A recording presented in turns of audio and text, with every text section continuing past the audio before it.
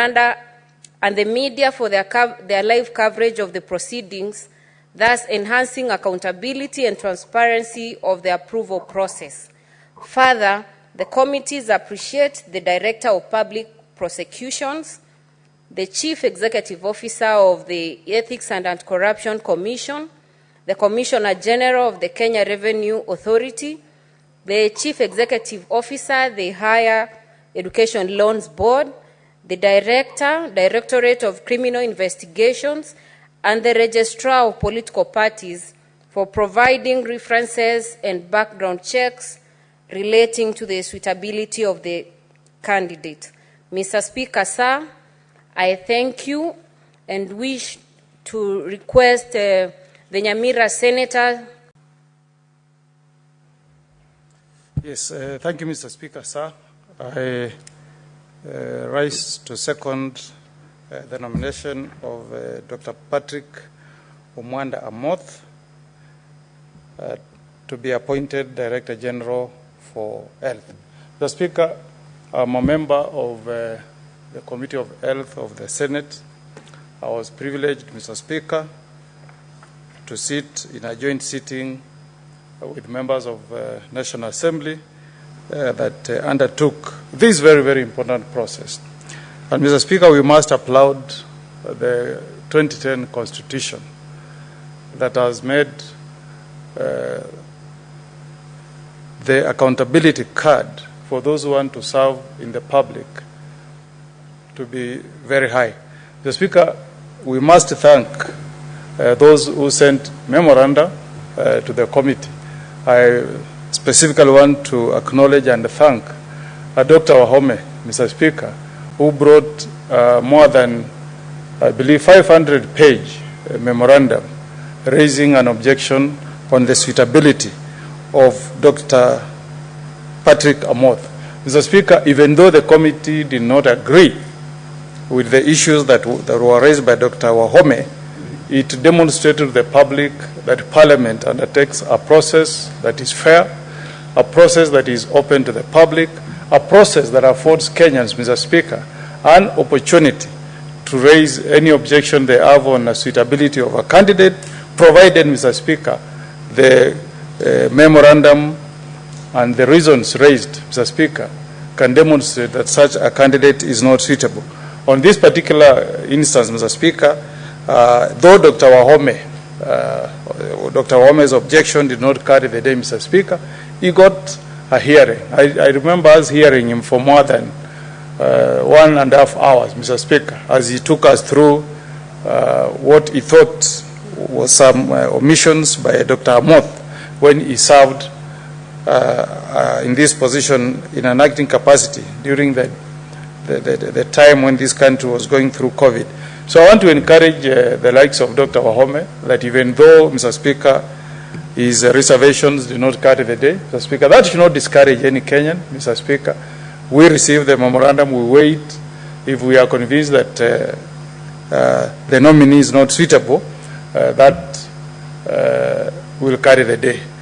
Secondly, Mr. Speaker, I want to also make a comment that we need to relook at the provisions of the Public Appointment Parliamentary Approval Act, a law that was introduced before this House by my good friend Senator Mungatana, I believe in 2011, soon after the passage of the 2010 Constitution. It has served us well, especially where, Mr. Speaker, this House may unnecessarily delay the approval of a nominee. But on the other hand, also, Mr. Speaker, it puts a lot of pressure on Parliament, Mr. Speaker, to rush the vetting or confirmation process of nominees. I sympathize with our colleagues in the National Assembly, Mr. Speaker, who have been faced with a task of undertaking a confirmation of 22 cabinet secretaries together with an Attorney General in a record period of 14 days. Mr. Speaker, that period, I think, needed to be reviewed, Mr. Speaker. Even recruitment of IEBC commissioners, Mr. Speaker, the recruitment panel is given 90 days, Mr. Speaker, because you need to get information from some of Chapter 6 commissions like EACC. You need to get information from the DPP, from the DCI, Mr. Speaker. I think we need to amend this piece of legislation, Mr. Speaker, and give Parliament at least a period of 90 days, Mr. Speaker. If we retain 14 days, it will be reduced to a matter of National Assembly or the Senate just ticking boxes. And Mr. Speaker, we know how houses, houses that do confirmations, how detailed they are. You know, if you go to the US, Mr. Speaker, out of about 118 nominees to the Supreme Court, the Senate of United States of America, Mr. Speaker, has rejected 37 nominees because they are so detailed, Mr. Speaker. They look at not just the integrity of the candidate, but even your conduct. You remember there is a judge who was rejected on account of an article he wrote in 1964 opposing the passage of the Civil Rights Act of 1964 that was extending liberties to black Americans. And because of that article, Mr. Speaker, he was rejected. I know for a fact that those who have been nominated to serve as cabinet secretaries in the U.S., about 8 have faced rejection, Mr. Speaker. And 9, the various presidents have been forced to withdraw the nomination. I remember the case of Senator John Tower of Texas, Mr. Speaker, who had been nominated by President Bush. But when it came to the public that he was a heavy drunkard, Mr. Speaker, the president was forced to withdraw the nomination, Mr. Speaker. I remember the case of Zubayd, nominated by Bill Clinton in 1993, Mr. Speaker. And when information came to the floor of the Senate House that she had employed an illegal immigrant who had no papers and that she had evaded paying statutory deductions to the government because she didn't want that information to go to the public, her nomination was rejected, Mr. Speaker, by the Senate. So that is how high houses that do confirmations have put the bar, Mr. Speaker. I remember that Andrew Johnson, who was president in 1800, Mr. Speaker, he faced an impeachment before the Senate, and they asked his Attorney General, Mr. Speaker, to resign and defend him during the impeachment. The Attorney General then, Andrew Stanbury, Mr. Speaker, he resigned. He defended President Johnson ably.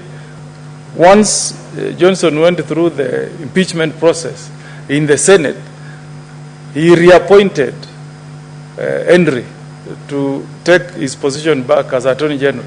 But the Senate said, we can't play ping-pong games. If you want to resign and go to private practice, resign, go and do private practice. And his nomination was rejected on the basis that he did not show commitment to serving in that office. So this process, Mr. Speaker, is so critical, and it is important that we as a House raise the bar. Because, Mr. Speaker, if we abuse this power of vetting and confirming nominees, next time you hear there is a constitutional review process, the way I had a proposal that Kenya should have a convention to look at the 2010 Constitution, this power, Mr. Speaker, can easily be taken away from us. So we need to do the right thing, make sure that we build public confidence on the process, make sure that the process is meaningful, Mr. Speaker, so that we retain this power as a House, because it's very, very important, Mr. Speaker. It is one of the best concepts of a country that has adopted a limited government, Mr. Speaker, because it means the executive can propose a nominee, but if that nominee does not meet the bill, it will be, that nominee can be rejected, Mr. Speaker. Thirdly, Mr. Speaker, I don't think it serves this House and the country well for us to continue doing joint vetting by members of National Assembly. Mr. Speaker, health is a devolved function, Mr. Speaker. We should look at the process of vetting, Mr. Speaker, so that on positions like this one of Director General for Health, Mr. Speaker, the vetting should be undertaken by the Senate. There are so many offices, Mr. Speaker, including the Office of Cabinet Secretary, where the vetting is undertaken by the National Assembly without any reference to this House, Mr. Speaker.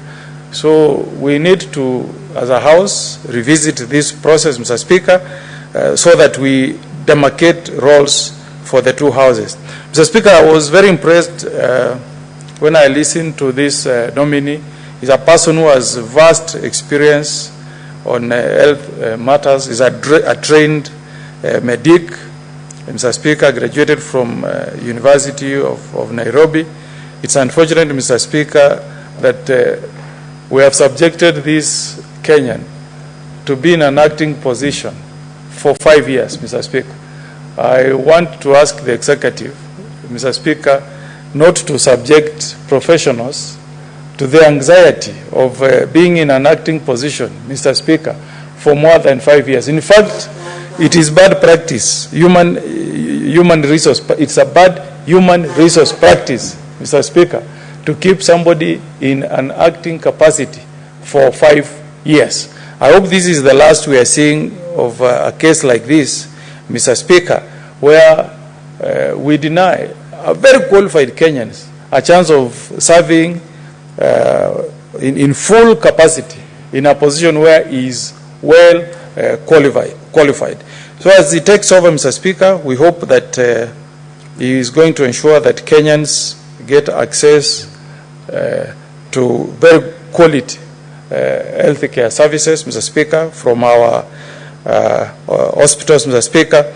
We have, though this is not directly under his docket, but he should be able to liaise with NHIF, Mr. Speaker, so that the implementation of SHIF that is meant to benefit our people at their counties can be realized, Mr. Speaker. We went through the documentations, and I don't want to belabor this point, Mr. Speaker. I want to assure the country that this is a man of integrity, Mr. Speaker. The Office of Director of Public Prosecution confirmed to the committee, Mr. Speaker, that there are no pending prosecutions against this Kenyan. Ethics and Corruption Commission, Mr. Speaker, confirmed that they have no investigations that are ongoing against this particular nominee. Mr. Speaker, it's important for all Kenyans to pay their taxes, Mr. Speaker. The Constitution is very clear, Mr. Speaker, that if you are not a patriotic Kenyan who pays taxes, then you should not be given a chance to serve the country. Kenya Revenue Authority, Mr. Speaker, confirmed to us that a moth is up to date on his tax obligations. Mr. Speaker, there are people who went to school. They were assisted by the government through help. Their fees was paid by the government. But, Mr. Speaker, they have never paid back that loan to assist other Kenyans. And we were very keen as a committee, Mr. Speaker, to confirm whether a moth who was assisted by the government, was given loan through help, went to University of Nairobi. We were very keen to confirm whether he had cleared his loan. And I want to assure the House, Mr. Speaker, that his record is clear. He produced a certificate from help, and he confirmed that his loan is not in arrears. He does not have any cases pending with DCI, and he is a very impartial Kenyan, Mr. Speaker. He doesn't belong to any political party. He is a dedicated Kenyan who wants to serve, whether you belong to Azimio, whether you belong to UDA. Him is a technocrat who wants to serve Kenyans without any discrimination.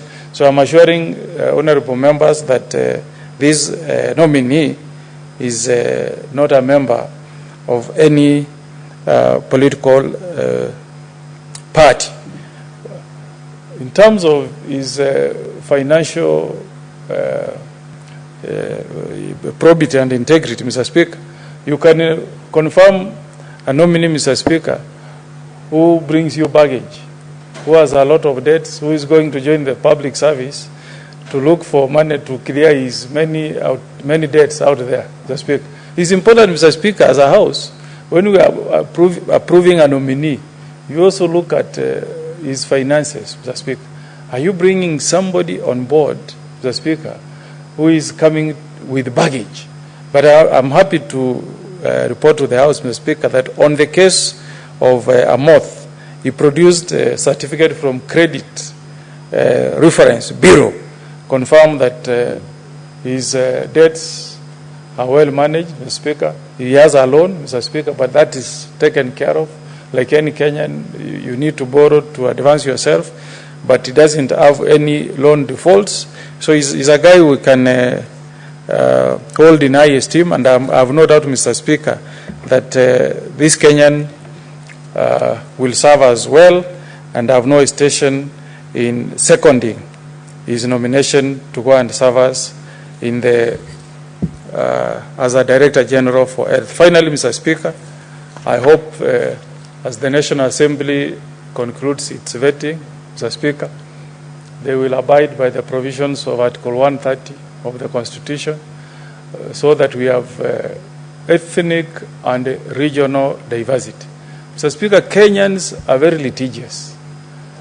In the history of this country, for the first time, Mr. Speaker, we have seen situations where the courts have nullified 2 finance acts, Mr. Speaker. So we need to be careful as we undertake our vetting or confirmation of our CSS, Mr. Speaker.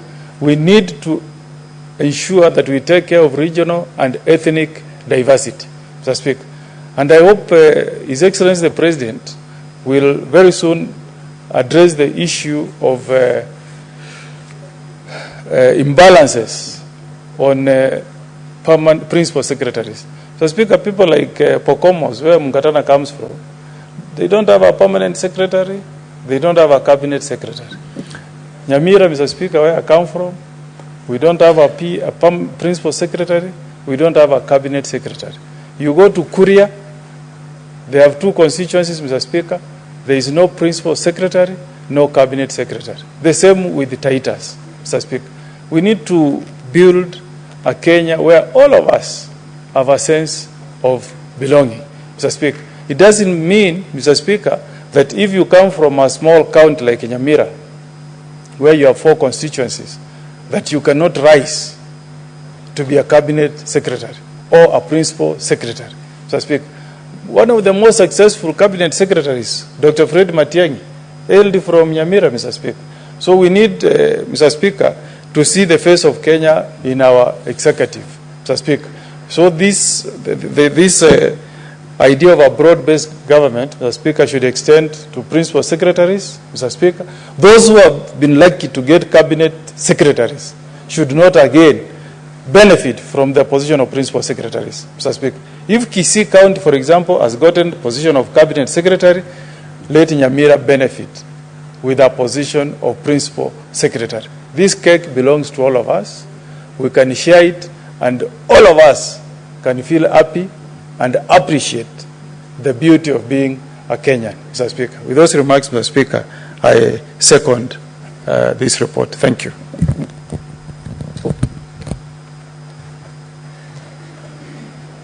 Now, honorable members, I rise to propose the question that the Senate adopts the joint report of the Standing Committee on Health of the Senate and the Departmental Committee of Health of the National Assembly on the approval of a nominee for appointment as Director General for Health, laid on the table of the Senate on Thursday, 1st of August 2024, and further that, pursuant to Section 16(2) of Health Act Cap 241 and Section 8, subsection 2 of the Public Appointments Parliamentary Approval Act, approves. Majority Leader and Majority Whip, you may take your seats.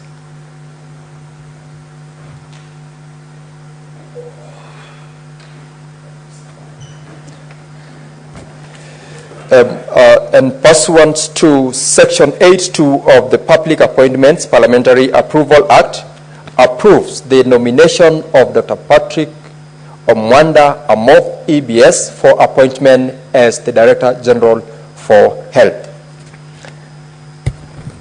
Now, honorable members, I will allow members to contribute if they have any comments on the motion that we have just proposed for debate, and I've seen this interest from among the members.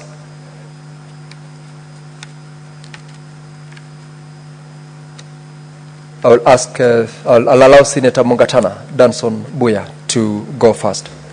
Thank you, Mr. Speaker. Mr. Speaker, I want to, on the onset, congratulate the Committee for Health in Senate for the good work they have done. Mr. Speaker, I have a special respect for members of the legal profession and the health profession, medical doctors, and other professions who, from the very early stage, make a decision that they will stick with public service, and they grow in public service all the way to high positions. Mr. Speaker, some of us had those kind of opportunities when we were younger, but we made decision to go into private practice. And Mr. Speaker, I look at a lot of successful medical doctors who went to private practice and made a lot of money. But I also juxtapose that against Dr. Patrick Amof, who started as a medical intern, Mr. Speaker, became a superintendent, became in charge of Kiambu District Hospital. He rose all the way, Mr. Speaker, at the national level to head the Public Health Directorate, where he was in charge of the strategy, public health strategy that was supposed to provide good health services to all the 47 counties in Kenya. So, Mr. Speaker, we are talking about a dedicated public servant whom we should support, and we should have supported much earlier. Mr. Speaker, how can we keep a public servant so dedicated from the days of his youth to this time at an acting position for 4 years, since 2019 up to today? Mr. Speaker, I think we have wronged this dedicated public servant. And I pray that that should not be repeated. Mr. Speaker, when he succeeded John Masasabi, the last substantive Director General, he stayed in that position for 4 years. He kept on doing what he should be doing now, substantively. And Mr. Speaker, I wanted to speak to this issue of acting position. I think the government needs to up its game, both at the national and at county level. When someone is in an acting capacity, Mr. Speaker, they don't fully exercise the authority. They are susceptible to cartels. They are susceptible to manipulation, even susceptible to people who tell them to do the wrong things because they are acting. They are not quite sure whether they will be confirmed or not confirmed. And Mr. Speaker, I want to cascade it to realities as senators. We know that many governors are very, very good at putting people, particularly chief officers, in an acting capacity so that they are able to tell them do this and do the other. And those people do not have security in their jobs, and they are hoping that they will be the ones to be confirmed. And Mr. Speaker, we must bring a law that will stop any governor or any officer in public sector, both at the national and at the local government level, at the county government level, from making public servants stay in an acting capacity for too long, Mr. Speaker, so that these public servants can be able to deal with their offices substantively. Mr. Speaker, I am going to focus on some of the duties that this Director General for Health needs to look at. If you look at the duties that he's supposed to undertake, and I hope he's listening to me, don't be a failure in this ministry and hide behind the PS and hide behind the Cabinet Secretary. We have had a situation here in Kenya where a whole Inspector General of Police, an IG, which to me, the Director for Health, Public Health is like an IG in the ministry, the equivalent, who kept quiet when the situation in Kenya was deteriorating, security situation. We never saw him on television. We never saw him talking to people. And the country was going south. Mr. Speaker, we want to see a strong Director General. A Director General who will not be stationed in Nairobi, moving around in the shadow of the Cabinet Secretary. You are supposed to be an advisor to the Cabinet Secretary. Yes, an advisor to the government. But look, amongst your duties, you are supposed to also be an advisor to all county governments and the national government. So you should not be staying in Nairobi. Mr. Speaker, for you to advise the Cabinet Secretary and to advise the government properly on matters health, you should be out there listening and hearing and finding out what is happening on the ground. Mr. Speaker, the Director General for Health during the COVID time in the US, some doctor called Fanucci or something, if I remember well, he was always on TV, Mr. Speaker, always explaining things. He would go to Congress and explain public health policies. He would go and explain to people whatever the national government is thinking. He would try to create measures that would try to align even state health policies with what the national government was doing. He was present. Of course, later on, he has been questioned on some of the measures that he had recommended to the public in the US. But he was there at the time that he was required. We expect the public, the Director General, to be present to the public. Mr. Speaker, like right now, we have been hearing about a disease called Mpox. We have been hearing that it has crossed over the border into Kenya. We have been hearing and even seeing pictures circulating in social media that the first case has been spotted. And Mr. Speaker, we see pictures of horrible skin infection, and we are being told through social media that that is Mpox. And yet, the Ministry of Health, we have not had anything. Even him as an acting Director General, Dr. Patrick Amoth, in this one, you have not been heard at all. Don't be an absentee landlord. Come out and speak to Kenyans. This is what you are employed to do. Don't sit and hide there. One of the responsibilities for you as you are taking over this position is for you to come and tell Kenyans about infectious diseases. If you look at what you are supposed to do, infectious diseases in Kenya, and telling people how we can prevent infectious diseases coming from other countries into our nation. Now we're being told about this Mpox.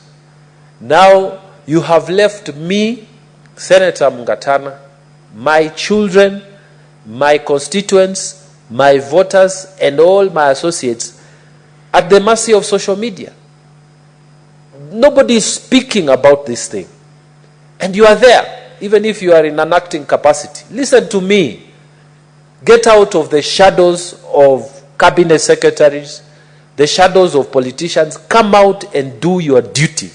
Let us know we have a Director General for Health so that we are able to hear and to know where you stand officially, technically where you stand on issues. If this is fake news, then let me hear from my Director General for Health that there is no mpox, that this thing is not there. But if it is there, let me hear what I'm supposed to tell our people. What are the preventive measures I'm supposed to do? We want the culture of top public servants who speak on technical issues to be established, that when you come to speak, you speak so that we can believe you. Don't hide. Don't hide. Don't hide behind ministers. Don't hide behind PSs. Come out and speak on issues. Mr. Speaker, on this score, I must say, I am disappointed because the person who is acting now has not come to speak on this very crucial issue. Mr. Speaker, during the flooding in Tana River County and other counties that were affected by flooding, it is the time that we needed to see Director General for Health, even though you are in an acting capacity, coming out to talk to people, telling us, you know, now we have this risk of this kind of diseases. Let Kenyans look at you to be the doctor you are. It should not be PSs and CSs alone speaking on policy, and they never trained in that area. When there is an outbreak of dengue fever, when there is an outbreak of malaria or what, let us see you taking the microphone and speaking to us. This is what we want to see, because this is your responsibility. Kenyans want an authority. And you know, one of the duties you have is the internship program. It's supposed to be fully under the Director for Health, the Director General for Health. We have had complaints about how people are posted, how people are being paid, how all these things. It is in your docket to come and tell us as Kenyans, what do we do with our children who have qualified? What are we supposed to do with them? And they are supposed to do that internship for them to become licensed to practice. So, Mr. Speaker, what I'm trying to say is, Dr. Patrick Amoth, it is not enough that you have all these nice qualifications, which we thank you for. It is not enough that you have all this experience, which we are grateful for, as we confirm you into this position. The people of Tana River, they don't know you, because you never come out to talk about anything. So just get out. Stop being this doctor thing of, oh, me, I'm a scientist and I will hide, oh, my work will speak for myself. Be like Dr. Halwale. Make noise until everybody listens and hears what you're saying. Because we need public servants to speak on technical issues. Mr. Speaker, I will belabor that point. We need public servants to speak on technical issues so that everybody does his work. As a senator, I'm supposed to do my work here in this house and out there. You are supposed to do your work where you are. It is very wrong, Mr. Speaker, for us to pay these people and to give them positions, and they are not doing what they are supposed to do. I was not part of that. I'm not in that health committee. But, Mr. Speaker, it's not enough to just say, I didn't do this, I didn't do that, I didn't do that. You need to say what you're doing so that we as Kenyans can have full confidence in you as a new person who is taking that position. And, Mr. Speaker, I need to say it here.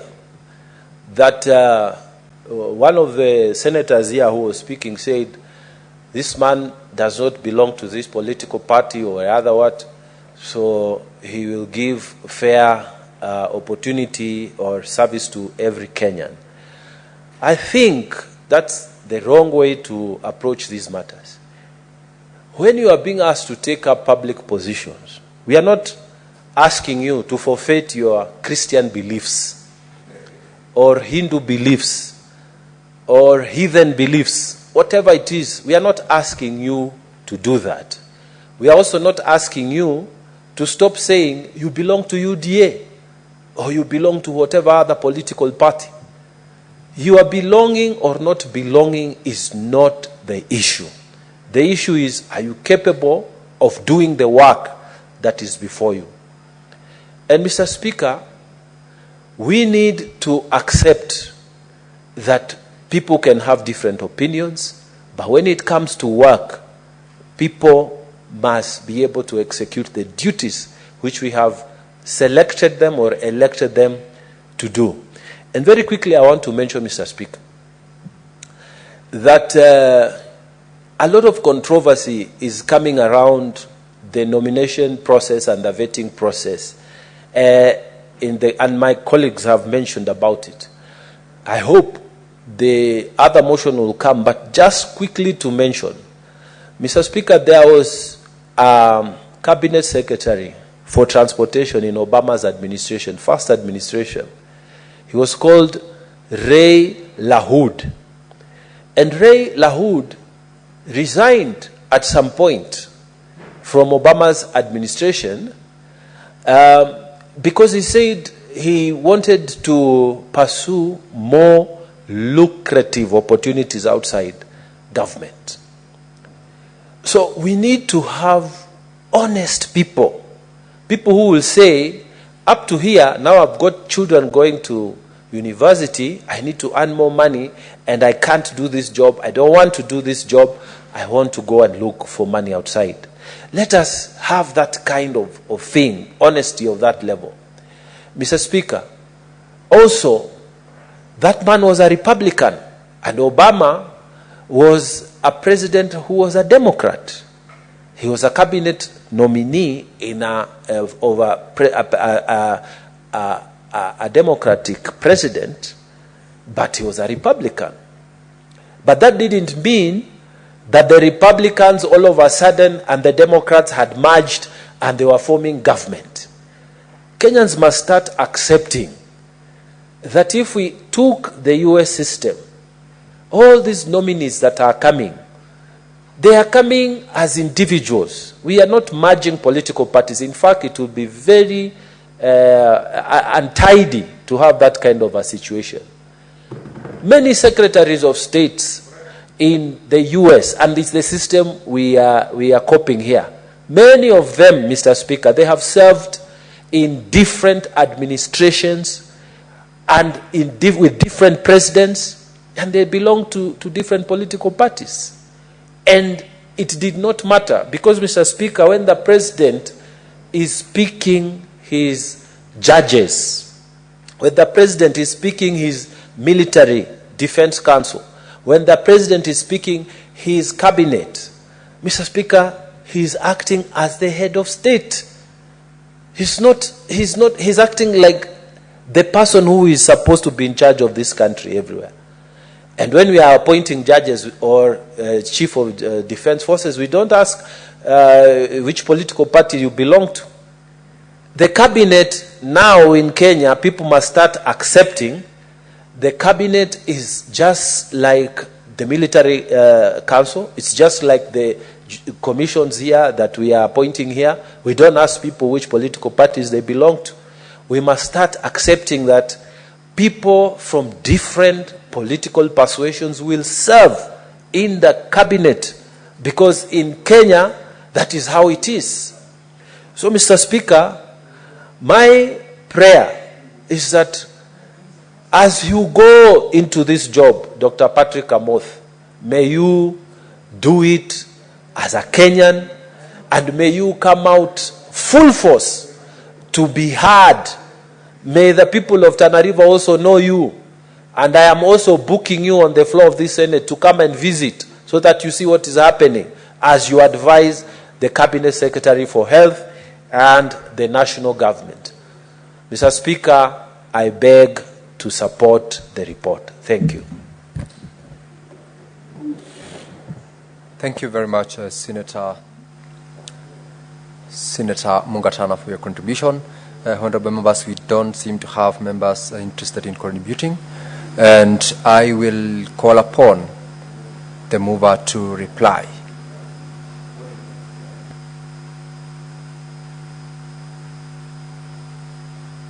Thank you, Mr. Speaker. Mr. Speaker, I rise on behalf of the mover to respond. Allow me to thank colleagues for their contributions. And Mr. Speaker, allow me to congratulate Senator Patrick Amoth for this appointment, and allow me to congratulate Dr. Patrick Amoth for this appointment. I also wish to congratulate the committees of the two houses for making the best pick that they could have made. And with those remarks, Mr. Speaker, you want me to continue? Okay, fine. I thought I thought you wanted us to vote. So we want to vote.